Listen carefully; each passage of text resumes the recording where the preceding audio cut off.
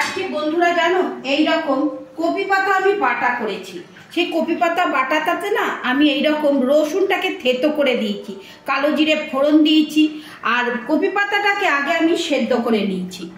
Copy পাতাটাকে আগে সেদ্ধ করে নিয়ে তারপর কালো জিরে ফোড়ন, শুকনো লঙ্কা ফোড়ন আর রসুনটাকে থেতো করে আমি ফোড়ন দিয়েছি, ফোড়নের মতো দিয়ে তার মধ্যে ওই পেস্টটাকে আমি পুরো ঢেলে দিয়েছি।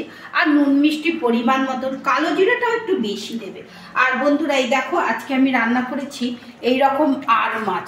বাবু তুই দাঁড়া, তোকে লেজাটা দিই, যে কোনো একটা ভালো পিস দেখে বুঝে দাও না।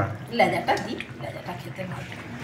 বাবা লেজাটা তো দারুণ সাইজ করেছি। এই নে, এটাতে হবে তো আজকে? হ্যাঁ হ্যাঁ, যা লেজাটা সাইজ। মুড়ো টুরা খেতেও পারবি না, মুড়ো এসে খাবো, শুধু আর দেবো না। দেখ যা লেজার যা সাইজ। চল পরে আবার একটু ঝোল নিস, আগে এটা খেয়ে নে খেয়ে। ওফ, লেজারটা যা সাইজ করেছো কোনো কথা হবে না। ঠিক আছে, আনন্দ করে খা বাবা, আনন্দ করে খা, খেলে মন ভালো থাকে, শরীর ভালো থাকে। চল খেয়ে নে।